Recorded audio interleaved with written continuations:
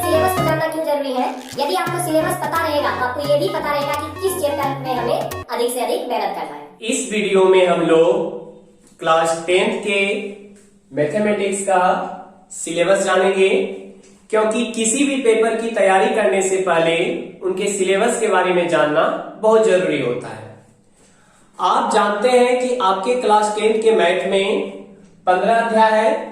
15 अध्याय को 7 इकाई में बांटा गया है, जिनमें से 7 इकाई है आपका पहला इकाई है संख्या पद्धति, दूसरा है बीजगणित, तीसरा है त्रिकोणमिति, चौथा है निर्देशांक ज्यामिति, पांचवा है ज्यामिति, छठा है क्षेत्रमिति, सातवां है आपका सांख्यिकी एवं प्रायिकता।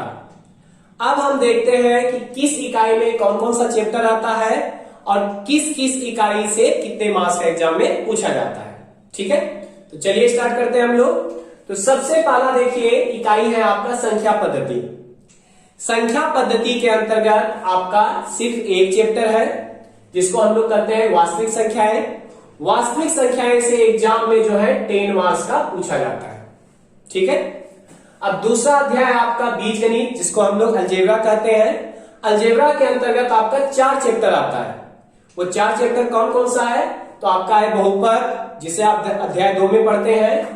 दूसरा है 2 चर वाले रैखिक समीकरण युग्म, जिसमें एक्स वाई के बारे में पढ़ते हैं, वो अध्याय 3 है आपका। इसके बाद है द्विघात समीकरण, जो अध्याय 4 है आपका। इसके बाद है आपका समांतर श्रेणी, जो जिसको आप एपी कहते हैं, ये अध्याय 5 है आपका।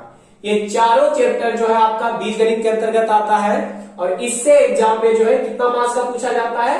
20 मार्क्स का पूछा जाता है। ये चारों चैप्टर को मिला के 20 मार्क्स का एग्जाम में पूछा जाता है। अब इसके बाद देखिए आपका तीसरा नंबर है आपका त्रिकोणमिति। त्रिकोणमिति के अंतर्गत आपका 2 चैप्टर आता है। एक त्रिकोणमिति का परिचय, जो कि अध्याय 8 है। इसके बाद है त्रिकोणमिति का अनुप्रयोग, जिसे आप लोग हाइट एंड डिस्टेंस कहते हैं, ऊंचाई और दूरी, ये आपका चैप्टर 9 है।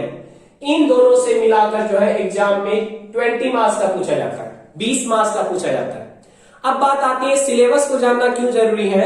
यदि आपको सिलेबस पता रहेगा तो आपको यह भी पता रहेगा कि किस चैप्टर में हमें अधिक से अधिक मेहनत करना है। तो आपका ये त्रिकोणमिति देखिए, त्रिकोणमिति में सिर्फ 2 चैप्टर है और बड़ा ही इंटरेस्टिंग चैप्टर है आपका। इससे 20 मार्क्स का डायरेक्ट पूछा जाता है। यदि सोचिए इस पे आप अधिक मेहनत कर देते हैं, अगर आपका त्रिकोणमिति तैयार हो जाता है तो आपको एग्जाम में 20 में 20 मार्क्स आ जाएगा। इसके बाद देखिए चौथा इकाई आपका है निर्देशांक ज्यामिति। इसके अंतर्गत भी केवल एक चैप्टर आपका है, वो है आपका निर्देशांक ज्यामिति, जिसको आप चैप्टर 7 में पढ़ते हैं।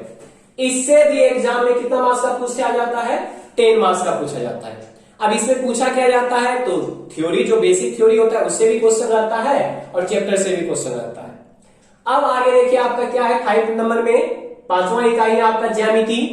ज्यामिति के अंतर्गत आपका 3 चैप्टर आता है। एक होता है त्रिभुज, जो कि चैप्टर 6 में पढ़ते हैं आप। दूसरा आपका वृत्त, जो चैप्टर 10 में पढ़ते हैं आप। और तीसरा आपका रचना, जिसको आप कंस्ट्रक्शन बोलते हैं, ये आपका चैप्टर 11 में पढ़ते हैं।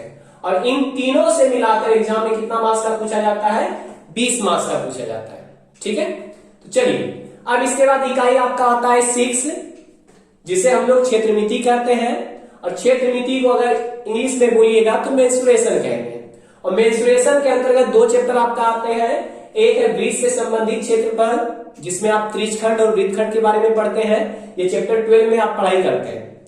इसके बाद आपका है पृष्ठीय क्षेत्रफल एवं आयतन, जिसे हम लोग चैप्टर 13 में पढ़ते हैं। और इन दोनों से मिला के एग्जाम में कितना मार्क्स का पूछा जाता है? 10 मार्क्स का पूछा जाता है।